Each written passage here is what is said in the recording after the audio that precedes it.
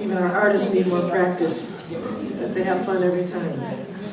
Well, before we move to a dance from the central region of Thailand, our performers need a few minutes to change their costumes, and that gives me time to introduce you to Payap University. And Payap is the oldest private university in Thailand. It was founded by the Church of Christ in Thailand almost 40 years ago.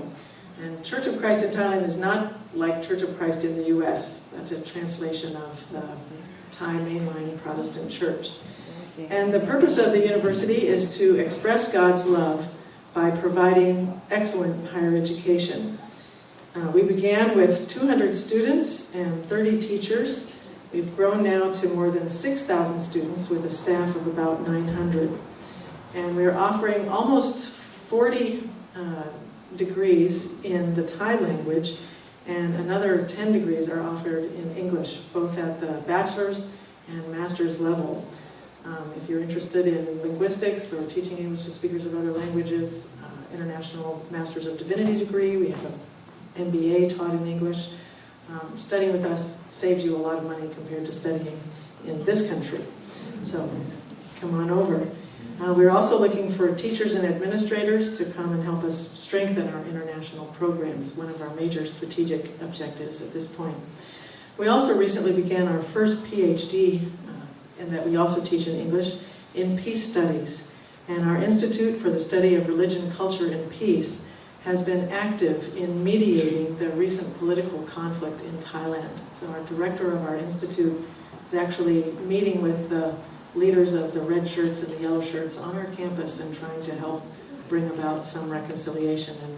And we're very proud of this and feel like this is a role that is most suited for a school that exists to share the reconciling love of Jesus Christ.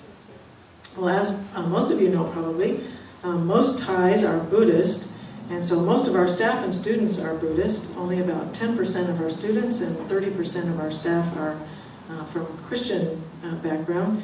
And this diversity, along with our international diversity, we have students and teachers from over 30 countries, makes a great environment for learning how to get along in spite of, and maybe learning how to really enjoy our differences and appreciate our differences. So we want very much to nurture and encourage a generation of peacemakers, young people who are globally aware. Globalization is affecting all of our lives. We also want to nurture young people who are really interested in continuing to grow and develop as people throughout their lives, and leaders who appreciate diversity and understand it.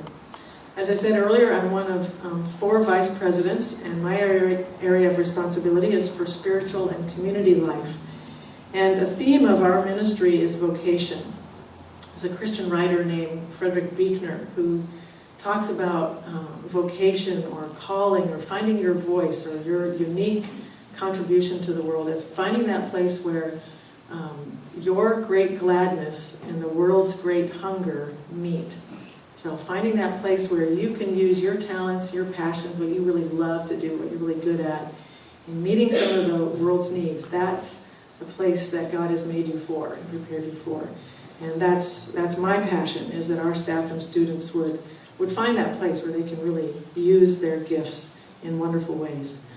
Recently, I was also given responsibility for our residential life program. This is a new adventure for us at Payap University. In the past, we've had dorms just for our nursing and theology students.